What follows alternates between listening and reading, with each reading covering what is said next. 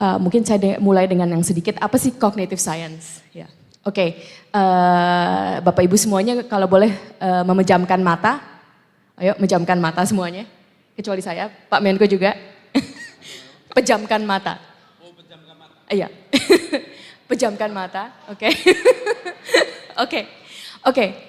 Apa yang ada di ruangan ini? Ayo sebutkan. Oke, Pak Menko, Prof. Stella, apalagi? Bendera, foto-foto, ada meja, kursi. Oke, boleh buka matanya.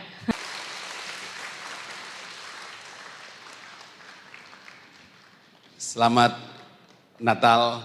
Jadi hari ini spesial hari Natal.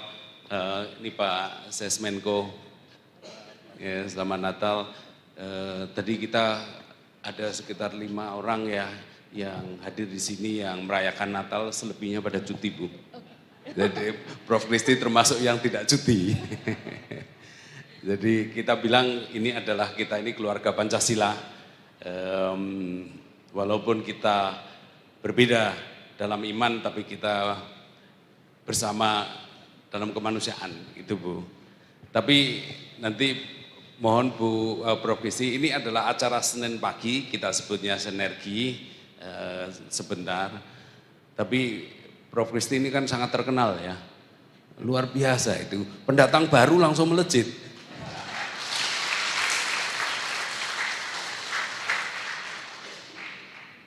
Dan banyak yang bertanya-tanya, mengapa Prof. Kristi kacamatanya kok seperti ini? Gitu ya.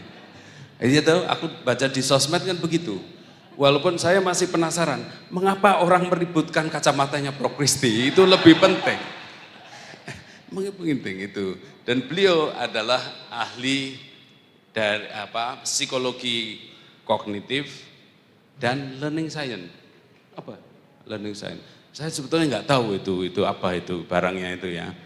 Jadi terserah Prof. Kristi sharing bahwa kita setiap Senin bersinergi untuk mengawal transformasi PMK.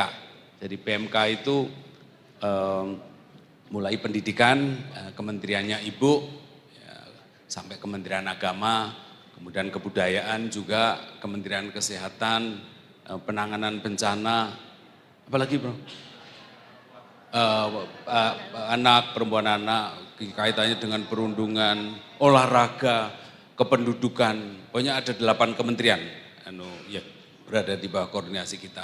Dan kita sekarang sedang berusaha untuk menjadi smart ministry, bekerja lebih cerdas, karena beban akan semakin berat, tetapi bagaimana kalau kerja cerdas kita bisa menjalankannya dengan lebih ringan.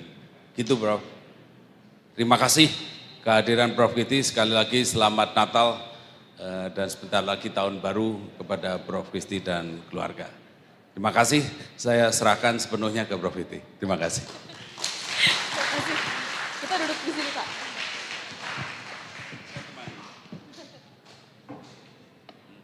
Terima kasih. Assalamualaikum warahmatullahi wabarakatuh. Selamat pagi, salam sejahtera, Om Swastiastu, Namo Buddhaya, salam kebajikan untuk kita semua. Terima kasih sekali Pak Menko, saya sudah diundang. Senang sekali bisa hadir bersama di sini. Kebetulan saya juga mau berterima kasih karena bahkan sebelum ini pun kita sangat sering dengan para orang-orang dari Kemenko PMK.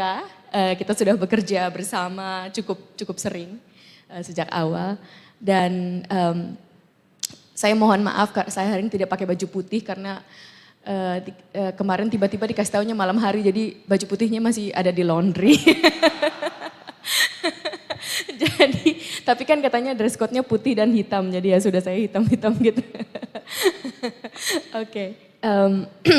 Mungkin tadi sangat menarik sekali bahwa Pak Menko berbicara ingin ini menjadi smart ministry ya Pak ya. Sudah kelihatan sekali bahwa dengan adanya acara seperti ini ya, ini sudah salah satu awal yang kalau dari cognitive science itu memang menjadi ada bukti-bukti nyata bahwa itu adalah bagian dari smart ministry. Okay.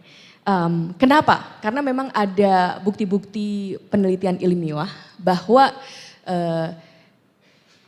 kebersamaan, maksudnya bersama-sama di dalam acara yang agak yang tidak formal itu menjadi suatu tempat atau wadah sehingga orang-orang yang bekerja di dalam satu institusi itu bisa menjalin kebersamaan sehingga akan lebih efisien untuk bekerja samanya. Ya, jadi ini sangat luar biasa. Bahkan saya lihat dari style duduknya ya, saya juga harapnya tadinya bisa duduk di bawah juga nggak apa-apa Pak Menko. Kan ini kan sungguh duduknya santai gitu. Jadi berbeda sekali kalau ada dampaknya. Kalau duduknya di kursi di atas dan duduk lesehan begini, ternyata ada dampaknya juga terhadap pemikiran kita tentang bagaimana kita bekerja bersama di suatu institusi. Itu setiap perilaku manusia, setiap kegiatan-kegiatan yang ada itu ada dampaknya terhadap pemikiran kita di otak. Itu memang ilmunya cognitive science gitu. Mungkin saya mulai dengan yang sedikit apa sih cognitive science? Ya, oke. Bapak Ibu semuanya kalau boleh memejamkan mata, ayo memejamkan mata semuanya. Kecuali saya, Pak Menko juga. Pejamkan mata. Oh, pejamkan mata. Iya. Pejamkan mata, oke. Oke. Apa yang ada di ruangan ini? Ayo sebutkan. Oke, Pak Menko, Prof Stella, apa lagi? Bendera, foto-foto, ada meja, kursi, oke, boleh buka matanya. Ada beberapa yang sudah disebutkan ya, tetapi ada banyak sekali yang belum disebutkan, ya kan? Misalnya proyektor, TV, di sini ada balok ruang, ada jendela, ada juga mungkin ada juga ya seperti layar, dinding, ada lampu, tapi itu tidak disebutkan. Nah, itulah yang menjadi pertanyaan seorang cognitive scientist seperti saya.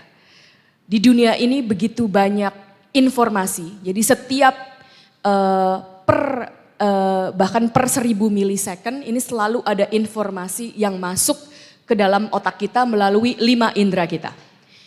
Itu menarik indera penglihatan, indera perasaan, indera penciuman, indera perasaan dan indera penyentuhan. Seluruh yang masuk itu ke dalam indera kita, tetapi tidak semua yang masuk lewat indera kita itu diolah sehingga itu semuanya dilihat atau dirasakan atau dicium atau didengar dan kita ingat di dalam otak kita. Nah, jadi pertanyaan seorang cognitive scientist itu bagaimana informasi yang masuk ke dalam itu diolah dan dikeluarkan kembali. Ya, itulah biasanya kalau kita sebut cognitive scientist itu juga tentang merasakan information processing. Jadi bagaimana informasi itu diproses dan informasi itu keluar kembali. Nah, jadi misalnya tadi yang pertama disebutkan saya dengar Pak Menko. Ya, berarti Pak Menko ini sangat salient sekali di otak-otaknya para dan sudah selayaknya dan sudah kita duga bahwa pasti Pak Menko yang paling salient ya kan. Lalu juga saya, karena kan saya baru jadi ada barang aneh di ruangan ini, nah itu juga diingat ya. Nah itulah jadi informasinya masuk gitu. Tetapi nggak ada yang menyebutkan lampu ya kan. Padahal lampunya ada di sini terus. Tapi kita nggak menyebutkan, kenapa? Nah karena lampunya itu ya tidak tidak diolah lagi oleh otak kita untuk menjadi sesuatu yang diingat, sesuatu yang perlu dibicarakan. Ya sudahlah di situ saja. Oke. Nah, berarti proses informasi kita adalah selektif. Ada beberapa yang masuk dan diolah dan dikeluarkan. Maksudnya waktu tadi saya bilang, tolong sebutkan, ada beberapa yang tidak. Nah itulah yang terjadi dari kecil sekali kalau kita membicarakan tentu saja dengan PMK adalah bagaimana kita membangun manusia unggul ya. Membangun manusia unggul, insan Indonesia yang unggul itu setiap kejadian, setiap masukan, setiap informasi itulah yang bisa kita lihat bagaimana terjadinya sehingga informasi yang diproses dari kecil untuk anak-anak bahkan sampai dewasa di sini sebagai kita sama-sama bekerja di pemerintahan itu pemrosesan informasi kita itu bagaimana sehingga itu efisien, diingat dan bisa kita gunakan untuk pekerjaan kita sehari-hari. Ya,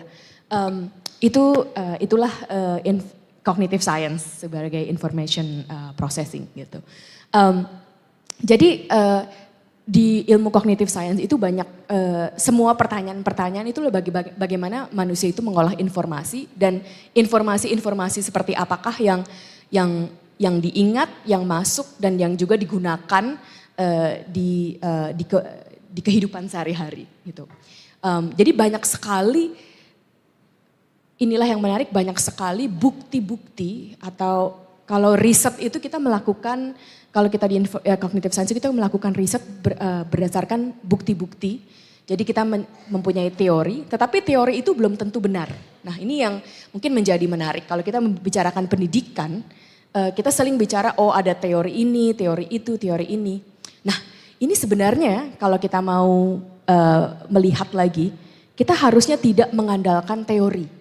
Karena teori itu adalah sesuatu hipotesa yang dibuat oleh pendidik, yang dibuat oleh saintis, yang dibuat oleh ilmuwan, sehingga setelah itu sang ilmuwan itu akan mengecek dengan eksperimen-eksperimen apakah sungguh hipotesa itu benar. Nah itulah. Jadi sebenarnya kalau kita tadi mungkin nomor satu kalau saya boleh ada masukan Pak Menko, kalau kita mau menjadi smart ministry ya, terutama sekali dalam membangun sumber daya manusia yang unggul, kita bisa mulai melihat bukti-bukti ilmiah apa yang sungguh membangun manusia, begitu. Ini dari setiap segi Pak Menko. Misalnya di pendidikan, kalau kita lihat ini bahkan dari yang kecil.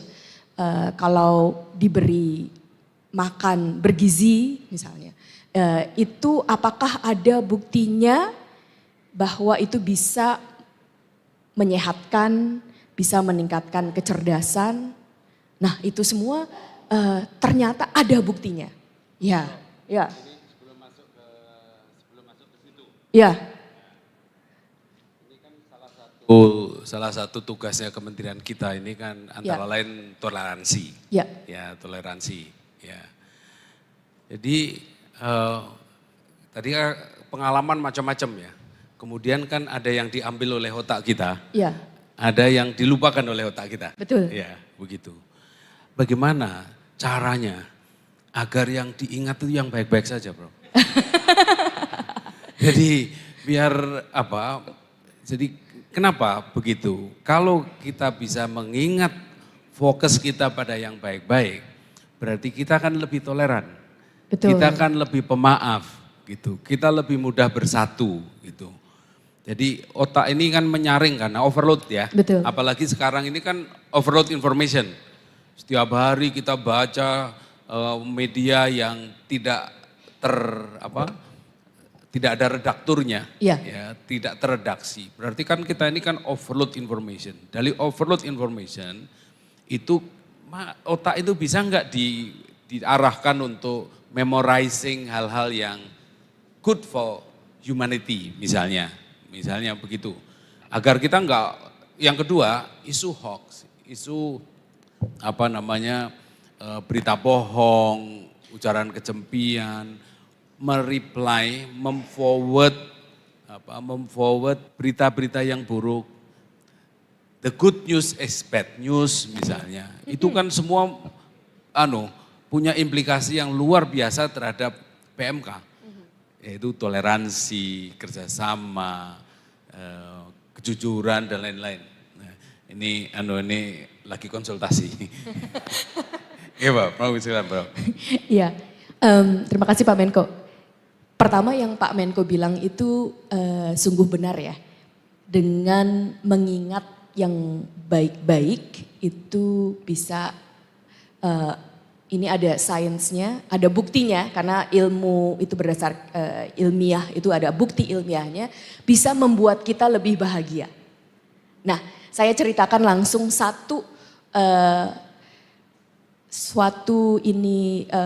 studi ilmiah yang dilakukan, eksperimen yang dilakukan, ini sekaligus menceritakan bahwa memang ada bukti ilmiahnya, bahwa mengingat yang baik-baik itu bagus, dan juga ada caranya. Tadi kan Pak Menko minta caranya, ya oke.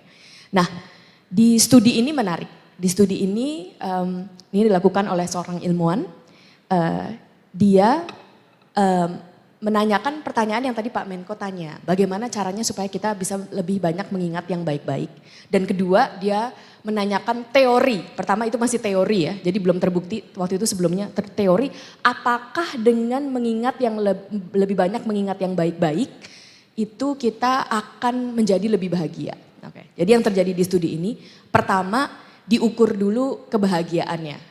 Ukurnya mudah, setiap orang diberikan seperti kuis dan cuman bilang aja terhadap hidupmu yang sekarang kamu merasa puas dari 1 sampai 7, di mana letak kepuasanmu begitu. Terserah berdasarkan pandangan diri sendiri. Ya. Oke. Nah, ini jadi sebelum. Nah, pertama begitu terus semuanya memberikan skor berdasarkan masing-masing. Setelah itu seluruh orang-orang yang berpartisipasi dibagi menjadi 2 grup. Satu grup diberikan tugas selama seminggu mencatat di buku harian ya segala sesuatu yang teringat gitu. Terserah. Nah, yang grup satu lagi selama seminggu diminta mencatat hanya yang bagus-bagus tetapi hal yang kecil. Misalnya hari ini saya dikasih air minum dan air minum dituangkan oleh Pak Menko langsung. Nah, itu kan luar biasa ya. Masa Pak Menko-nya nuangin buat saya gitu kan. Nah itu dicatat. Waduh senang ya gitu. Kemarin ya saya hari ini pagi ini bersyukur walaupun baju putihnya belum selesai tapi laundry yang lain sudah selesai. Nah itu seperti yang kecil-kecil gitu dicatat. Nah tapi waktu mencatatnya dan jumlah catatannya persis sama antara grup yang terserah dan grup yang hanya baik-baik saja. Dan terutama sekali yang baik-baik saja hal-hal kecil. Bukannya, hari ini saya naik gaji. Enggak, belum ya. Belum ada pengumuman dari Pak Menko. Bukan yang besar-besar, cuman yang kecil-kecil saja ya. Ya, kecil-kecil saja. Setelah seminggu, kembali dikasih lagi kuis itu. Dikasih lagi kuis, silahkan ya. Dikasih lagi kuis, silahkan melihat, silahkan sekarang mengukur kebahagiaan Anda atau kepuasan Anda terhadap hidup persis sama kayak kuis sebelumnya 1 sampai 5. Yang menariknya ada perbedaan rata-rata kebahagiaan di antara 2 grup itu. Jadi sebelumnya 2 grup ini sama, ada yang sangat bahagia, ada yang tidak terlalu bahagia terus bercampur-campur kan. Rata-ratanya sama, katakanlah rata-ratanya 3. Tetapi setelah ada 2 cara ini, satu mencatat jurnal semuanya terserah, satu lagi hanya yang baik-baik, ada perbedaan. Yang mencatat hanya yang baik-baik itu lebih bahagia daripada yang mencatat semuanya. Nah, jadi kalau saya bisa menjawab langsung berdasarkan bukti ilmiah, karena kita semuanya itu sering lupa, kalau kita ada kebiasaan untuk mengingat, mungkin dengan mencatat atau mungkin dengan dibicarakan mungkin ke rumah ke istri atau ke suami atau bahkan ke anak, wah tadi ada hal apa yang baik yang terjadi di hidup saya, itu bisa membantu kita mengingat yang baik-baik. Dan penting sekali dalam studi ini juga dilihat bahwa sebenarnya yang membuat kita bahagia itu adalah akumulasi dari hal-hal yang kecil. Ya, dari hal-hal yang kecil yang membawa kebahagiaan dan membawa kebaikan. Bahkan juga ada studi lain nih Pak Menko, bahwa hal-hal yang besar, misalnya kita pikirkan, oh saya kalau nanti suatu saat punya rumah yang bagaimana gitu. Itu ternyata ada yang namanya happiness treadmill. Jadi happiness treadmill itu, ini ada sainsnya yang sangat banyak. Kita memikirkan, oh nanti kalau saya sudah punya ini, saya akan bahagia sekali. Dan dari studi-studi yang sudah banyak sekali dilakukan di cognitive science, ternyata kebahagiaan kita waktu yang besar itu semu. Jadi kita sampai ke situ, lalu kita merasa nih bahagia nih. Misalnya punya mobil baru, ya. Dulu udah rencana punya mobil baru, sampai punya mobil baru bahagia. Tetapi begitu punya mobil baru, sebulan kemudian tidak kerasa lagi.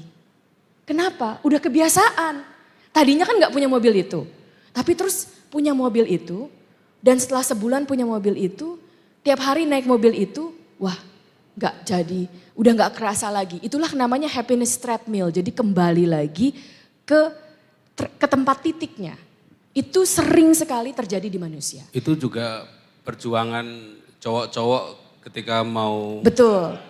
nembak Yes. cewek gitu ya. Betul. Begitu dapet. Begitu dapat biasa gitu ya Pak? Biasa saja, awas loh ya.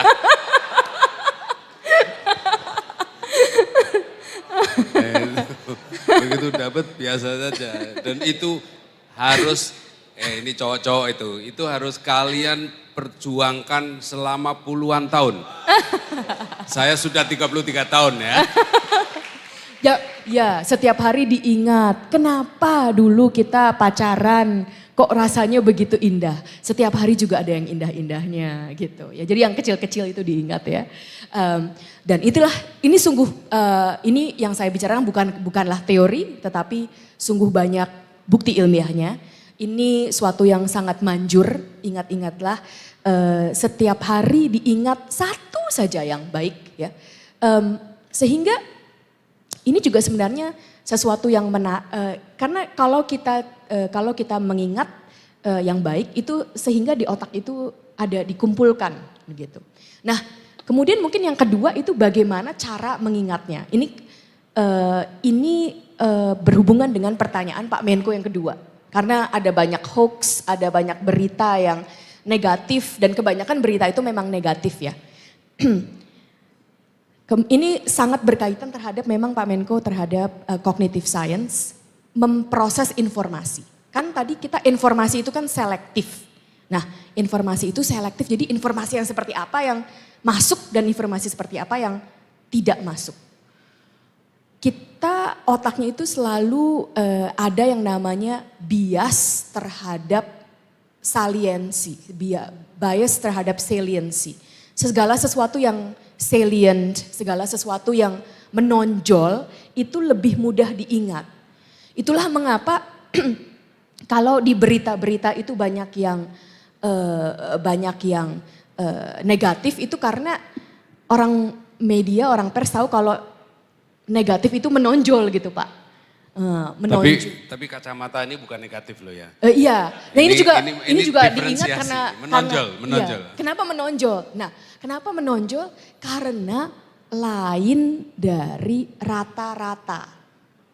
Gitu. Kenapa menonjol? Karena lain dari rata-rata. Termasuk kacamata saya agak aneh, lain dari rata-rata, ya kan? Sehingga diingat ya. Nah, gitu. Saya ngelihatnya lewat TV aja Bu. Nanti kita boleh tukeran juga Pak. Ya, nah itulah yang diingat. Sehingga berita-berita yang buruk itu juga menonjol karena lain dari rata-rata. Tetapi sebenarnya kalau berdasarkan asas gitu bisa juga kita lihat kenapa yang baik pun sebenarnya bisa menonjol Karena itu kan lain dari rata-rata. Nah, tapi memang mungkin agak lebih susah dijualnya gitu oleh media. Tetapi saya lihat juga sekarang ada beberapa tren ya. Ada beberapa tren, ada media yang misalnya ada khusus untuk berita baik dari Indonesia. Nah, itu mungkin perlu kita dukung ya. Dan ini kalau berdasarkan yang hoax tadi, apa sebenarnya yang hoax itu, hoax yang menjadi hoax ini adalah memang agak sulit. Nah, kembali lagi mungkin kita tanyakan berita-berita yang masuk itu kita juga perlu skeptis. Maksudnya skeptis, kita jangan terlalu semuanya kita percaya. Karena setiap berita itu kan pasti ada penulisnya, ada motivasinya. Nah, itu juga kita harus menjadi skeptis terhadap segala sesuatu yang diberitakan. Apa sebenarnya yang ada di balik itu dan makna apa yang mau kita masukkan. Ya. Itu ada hubungannya dengan learning science nggak, Bu? Jadi sangat hubungannya, Pak. Ini kan berarti kita juga harus mengalami proses pembelajaran untuk positive thinking, untuk segala macam yang tadi ya. Betul. Learning science-nya di mana? Betul. Learning science itu memang termasuk dalam cognitive science begitu Pak Menko. Bahwa yang ditanyakan itu apakah sebenarnya bukti-bukti sains kita belajar. Ya. Belajar itu apa? Belajar itu informasi baru, kembali ke informasi baru masuk ke otak kita. Lalu yang biasanya kita bilang diingat. Nah, kalau diingat ini di sainsnya itu pindah dari yang namanya short term memory ke long term memory, ya. Setelah itu ada step ketiganya, informasi itu bisa dikeluarkan dan bisa, ini paling penting sekali, digunakan di waktu yang berbeda, di masa depan, di keadaan dan konteks di masa depan. Itu dibuat namanya adalah bisa digeneralisasikan. Nah, jadi sebenarnya kalau kita tanya learning, belajar itu apa? Belajar itu kalau misalnya kita mulai dari anak aja ya Pak. Kalau sang anak SD kelas 1 diberitahu gurunya hari ini belajar di kelas mengenai tambahan ya. Itu kan masuk informasinya. Terus dia sudah mengerti misalnya. Tetapi waktu ulangan dia salah. Nah, berarti keluarnya masih belum sempurna. Berarti kan belajarnya masih belum sempurna. Dan yang paling penting lagi, apakah sudah bisa misalnya ulangan 1 ditambah 10 udah benar 11 ya. Tetapi kemudian ini yang menjadi salah satu benchmark apakah sudah belajar atau belum. Waktu ditanyakan, nah nak bagaimana sekarang ibumu punya 1 kue dan ayahmu punya 10 buah jeruk. Ya. Kalau dua-duanya bawa itu semua ke meja makan, ada berapa makanan yang di meja makan? Lah tiba-tiba si anak yang walaupun sudah tahu 1 tambah 10 sama 11, dia tidak bisa menyelesaikan soal itu berarti dia belum generalize apa yang sudah dia pelajari. Nah itu menjadi sangat penting sekali dalam setiap yang kita pelajari itu harus kita benchmark. Ini terjadi apakah itu di anak-anak ataukah itu di kita sendiri yang masih terus-terus belajar. Misalnya ada arahan dari Pak Menko, ada peraturan baru misalnya. Tetapi peraturan itu di mana kita pakai, apakah kita ingat, di konteks apa yang bisa menjadi itu kita membuat masalah, itu harus terus dipertajam. Dan di ilmu cognitive science cuma ada satu caranya. Itu harus melakukan yang namanya elaborasi. Elaborasi itu apa? Nah, kembali ke anak 1 tambah 10, 11. Kalau dia cuma dapat 1 contoh itu, dia tidak akan elaborasi. Tetapi begitu ditanya, nah kalau 10 itu bisa berapa dan berapa? Terus anaknya mikir gitu. Ya Ibu Guru, 10 itu bisa 5 dan 5. Oh ya, bagus. Berarti kalau gitu, nak bisa lihat enggak? 1 dan 10 dan 1 dan 5 itu sama. itulah yang terjadi di yang namanya elaborasi. Mungkin terus ditanya lagi, nah kalau satu itu bisa dibuat jadi berapa dan berapa? Mungkin anaknya bilang, nggak bisa ibu, satu ya satu aja. Oh bisa nak, 0 dan 1. Nah 0 dan 1 dan 5 dan 5 sama dengan 1 tambah 10. Itu elaborasi. Lalu diberikan yang tadi misalnya, oh nak kamu punya 1 pensil, temanmu yang temanmu ada 5 pensil. Nah kita butuh berapa pensil lagi supaya kita semua punya 11 pensil. Nah, itulah elaborasi. Nah di dalam mungkin kalau kita lihat itulah setiap hari kita harus elaborasi. Berarti informasi yang sama kita lihat dari sisi-sisi yang berbeda. Kita harus ucapkan lagi, mungkin kita catat, kita tulis, kita bicarakan. Nah ini kembali ke pertanyaan Pak Menko yang pertamanya, bagaimana kita bisa menjadi smart ministry juga ya. Segala sesuatunya kalau kita bicarakan dan didiskusikan itu juga adalah pengolahan dan kolaborasi dari informasi tersebut. Sehingga pengolahan dan informasi tersebut menjadi sesuatu yang bisa kita olah, oh ini satu informasi dari berbagai macam-macam sudut-sudut pandangan sehingga informasi itu bisa kita masuk ke dalam otak kita dari short term memory ke long term memory. Itu juga yang bisa terjadi. Jadi kadang-kadang rapat yang sungguh diskusi ya, gitu. Rapat yang sungguh diskusi tentang satu masalah dilihat dari sudut-sudut lain itu juga adalah bentuk elaborasi dari itu. Begitu Pak Menko. Ya. Ada pertanyaan? Yes. Wow. Belakang yang duluan itu. Teriak aja yang kencang.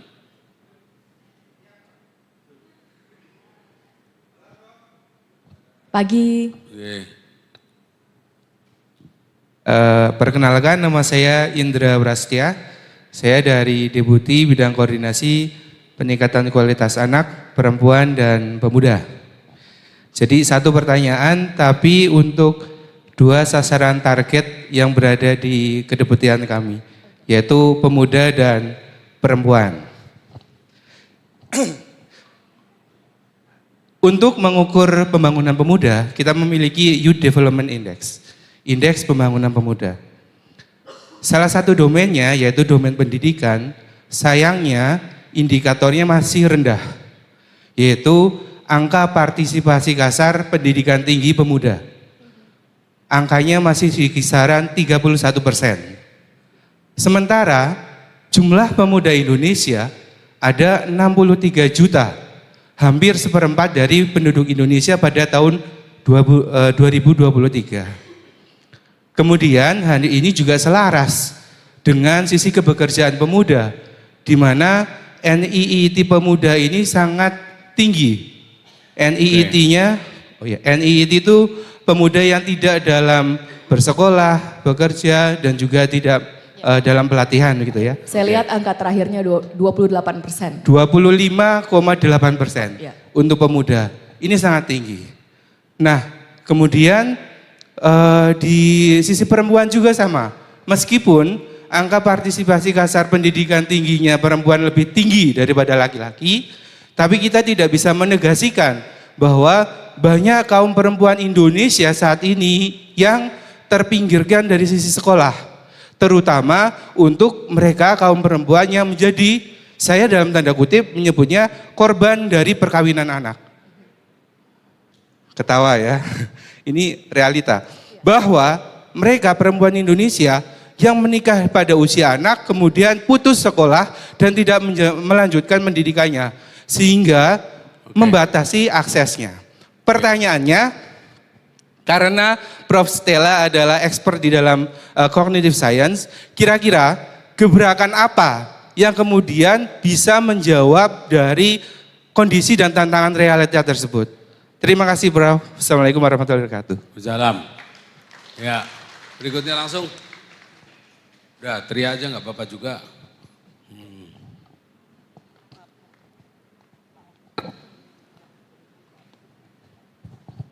Terima kasih Pak Menko, mohon izin Prof.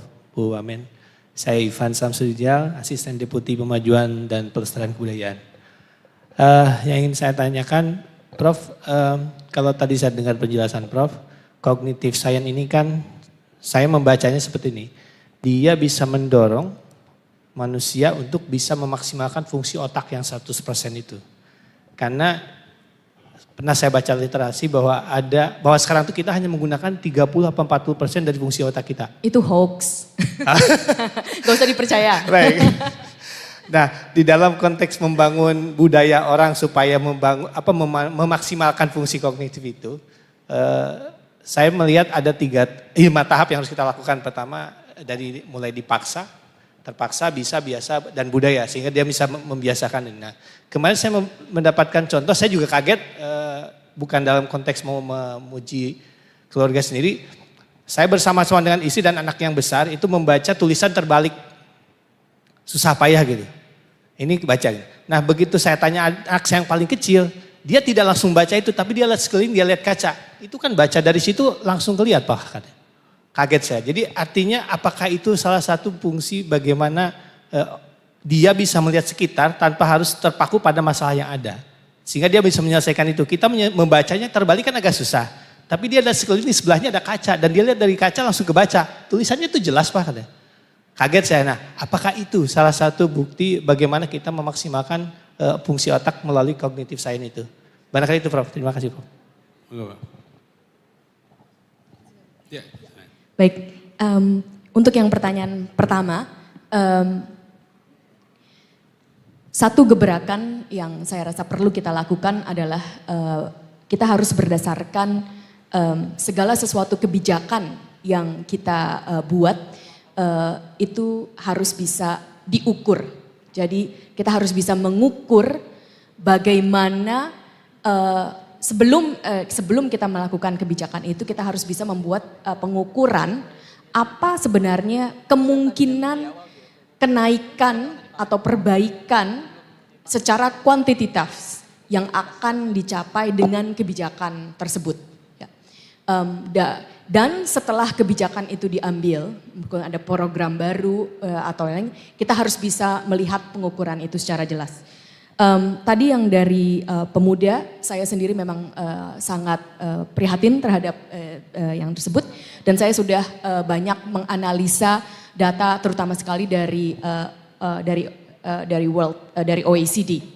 Dan data dari OECD ini ada adalah suatu tindakan pertama yang akan kita lakukan adalah kita melihat sebenarnya sekarang ada Pak Menko izin bahwa ada data ukuran seperti PISA tetapi untuk pendidikan tinggi. Jadi itu ukuran untuk seperti PISA diukur kemampuannya, itu kemampuan kreatif, kemampuan analisa, berpikir secara analisa, itu yang dilakukan oleh OECD. Nah kami berharap kita akan bisa berpartisipasi dalam pengukuran ini supaya kita bisa melihat secara jelas bahwa yang pertama sekali kalau saya boleh izin, yang sudah berpartisipasi di dalam perguruan tinggi pun bagaimana apakah mereka sungguh mendapatkan ilmu yang diperlukan oleh mereka, tentu saja oleh negara kita ya. Jadi pengukuran kualitas dari output dan pengukuran kualitas dari outcome perguruan tinggi itu kita belum punya. Dan itu harus kita ukur. Setelah kita mengetahui itu secara pasti, barulah kita bisa melihat dari pengukuran ini, karena pengukurannya ada dimensi-dimensi. Misalnya dimensi untuk berpikir secara analytic thinking. Kalau misalnya ini ternyata rendah di jajaran kita harus membuat program, pertama sekali mungkin dari Kementerian Pendidikan Tinggi, Sains dan Teknologi, apa sebenarnya yang terjadi di pendidikan tinggi ini sehingga itu belum. Itu contoh ya. Tetapi sebelum kita menentukan kebijakan apa untuk meningkatkan kualitas itu, itulah yang sungguh harus kita lihat secara nyata pengukurannya, pengukuran dari kualitas yang terjadi. Nah, tentu saja itu baru meningkatkan kualitas yang terjadi. Tapi menurut saya itu adalah yang pertama. Sebelum kita meningkatkan kuantitas berapa yang bisa masuk ke perguruan tinggi, kita harus meningkatkan kualitas yang sudah ada dulu. Ya. Peningkatan kuantitas itu adalah jangka, tentu saja ini menjadi suatu problem yang, bukan problem seperti yang jelek ya, tetapi ini suatu isu yang perlu kita pikirkan. Dan kita harus pikirkan ini tidak pasti bahwa semuanya ini harus diselesaikan oleh perguruan tinggi. Karena kita juga harus menganalisa kebutuhan ekonomi di banyak negara-negara lain. Kita beri contoh yang mungkin agak mengagetkan. Di negara Jerman misalnya. Ini tidak semuanya atau bahkan tidak kebanyakan itu melalui perguruan tinggi. Bahkan pendidikan vokasinya menjadi sangat kuat dan sangat tinggi kualitasnya. Ini adalah suatu contoh bahwa kita harus berpikir secara luas dan berdasarkan analita apa sebenarnya yang sangat dibutuhkan di negara kita untuk memberikan, kan tujuan akhirnya adalah kemampuan. Bukannya gelar pendidikan tetapi kemampuan. Jadi dengan cara-cara apakah kita bisa meningkatkan kemampuan setiap insan pemuda kita. Dan ini harus kita pikirkan secara luas, bukan berarti perguruan tinggi, bahkan perguruan tinggi pun kita harus kaji apakah itu sungguh meningkatkan kemampuan, dan kalau belum, apa yang belum. Pastinya kemampuan apa yang secara pasti belum, itulah yang akan perlu sekali kita bajukan pengukuran dari OECD dan bagaimana kita meningkatkan kemampuan itu. Untuk yang perempuan juga begitu. Kita harus melihat, karena saya sendiri sebagai seorang perempuan merasa ini adalah suatu potensi yang besar di Indonesia. Karena saya melihat perempuan-perempuan kita luar biasa di Indonesia. Saya kalau ke daerah itu banyak bertemu dengan para perempuan yang sungguh menyentuh hati saya bahwa mereka tuh sangat ingin berpartisipasi.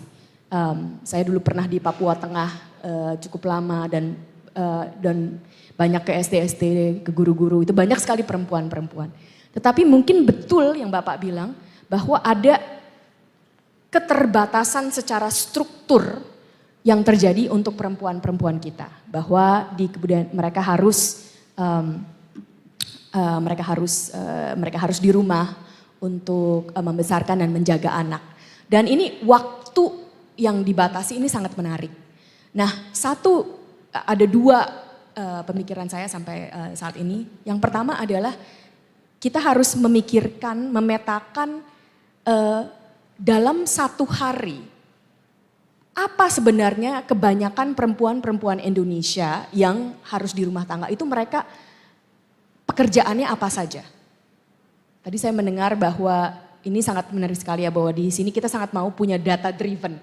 Nah, kalau bisa kita mempunyai data perilaku perempuan Indonesia. Jadi kita bisa lihat jam-jam kosongnya perempuan itu di mana.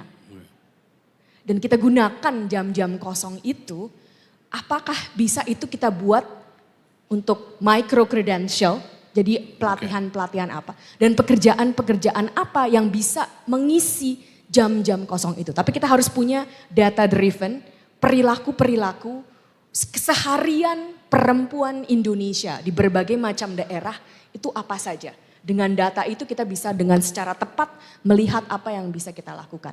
Nah, ini mudah-mudahan bisa kita laksanakan.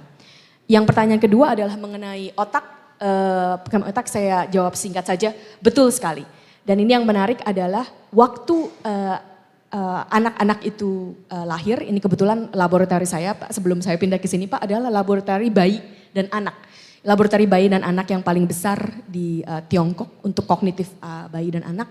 Yang saya temukan adalah anak-anak sejak kecil itu sangat luar biasa cerdas untuk memproses berbagai macam informasi dari sekitar. Jadi kemampuan untuk memproses informasi itu ada sejak kecil, namun itu harus dibina. Kalau boleh langsung saja, satu contoh waktu anak-anak umur 2 atau 3, mungkin sudah banyak yang sudah punya anak umur 3, kalau masih ingat, waktu umur 3 itu banyak sekali pertanyaan. Dan pertanyaannya kadang-kadang, misalnya anak saya sering tanya, kenapa saya harus tidur sekarang dan kamu belum tidur? Gitu kan. Bahkan ya, kenapa saya harus makan, saya nggak lapar. Nah, kadang-kadang kalau kita jadi orang tua kita cuma jawabnya, Ya pokoknya begitu, jangan nanya-nanya, ya kan. Tapi kalau kita jawabnya cuman pokoknya begitu, jangan nanya-nanya, inilah kenapa waktu mereka umur 5, umur 6, beneran gak nanya-nanya lagi. Tapi kalau misalnya kita pikirkan, ya kenapa ya? Kenapa kamu harus tidur sekarang tapi saya enggak gitu kan. Dan saya jawab, sebenarnya saya masih, sebenarnya mungkin karena kamu besok pagi harus bangun. Tapi kalau saya juga harus bangun tapi tidur saya cukup sekian begitu. Nah mungkin anaknya akan berpikir, oh ada jawabannya. Nanti ditanya lagi. Mengolah informasi-informasi lainnya sehingga ini ada sesuatu yang mau kita kejar adalah dari kecil belajar untuk belajar. Learning to learn. Karena dunia itu selalu berubah, tidak akan tahu. Waktu saya dan Pak Menko kuliah kita nggak ada AI ya Pak ya? Nggak ada. Tapi kan kita sekarang harus belajar AI. Bahkan saya pun meneliti tentang AI. Nah itu kenapa? Karena kita bisa belajar segala sesuatu yang baru. Nah itulah yang terjadi dari kecil. Jadi memanfaatkan, kalau kita kembali, apa itu artinya memanfaatkan otak secara 100%? Yang kita tahu dari penelitian, otak itu sangat, kita bilangnya plastik. Otak itu plastik, fleksibel. Jadi sebenarnya jarang sekali kita tidak menemukan dari ilmiah itu ada wah otaknya dari begitu lahir udah punya bakat matematika, punya bakat musik, punya bakat itu tidak pernah ditemukan di sains. Waktu lahir itu bisa dibilang otaknya hampir sama sekali seperti ya polos gitu. Tetapi dengan segala sesuatu yang kita alami, dengan berbagai macam informasi-informasi yang masuk, otaknya itu mulai terbentuk menjadi network yang berhubungan satu sama lain hingga bisa memproses informasi dengan lebih efisien. Sehingga satu kunci dari awal sampai nantinya terus apakah di pendidikan tinggi, apakah kita sekalian di kementerian itu adalah belajar untuk belajar. Otak kita sangat mampu untuk belajar, yang perlu kita tanyakan cara-cara apa, informasi-informasi apa yang bisa kita gunakan untuk membantu pembelajaran ini. Gitu. Terima kasih Prof. Stella. Jadi saya kira terima kasih ini kalimat penutup Prof. Stella sangat penting. Pokoknya kita adalah selalu belajar, dunia terus berubah. Apalagi sekarang perubahannya sangat cepat. Jadi kita harus selalu belajar, kalau tidak ya kita menjadi tidak relevan gitu. Terima kasih Prof. Stella, kita harus berhenti tapi Bapak Ibu pasti punya tanggapan yang berbeda-beda ya kan setiap orang punya nangkap beda-beda. Saya juga saya langsung berpikir, waduh setiap hari saya banyak sekali informasi, saya harus berpikir, mencatat semua good memory begitu gitu. Jadi kalau istri saya sedang sewot nggak usah saya catat. Nggak usah. Istri saya sedang semu, saya catat. Itu pokoknya lagi-lagi mikir saya ini apa yang akan saya lakukan mulai siang hari ini. Jadi silahkan Bapak Ibu juga mulai mikirkan ya apa yang akan dan mulai elaborasi. Jadi saya sudah mulai mikir kalau istri saya bilang begitu tidak saya tangkap letterlock saja, saya elaborasi. Saya lihat konsistensinya dari waktu ke waktu. Oh maksudnya begitu gitu ya. Jadi itu saya, tapi Bapak Ibu teman-teman yang cowok-cowok itu pasti tangkapannya lain lagi. Gitu.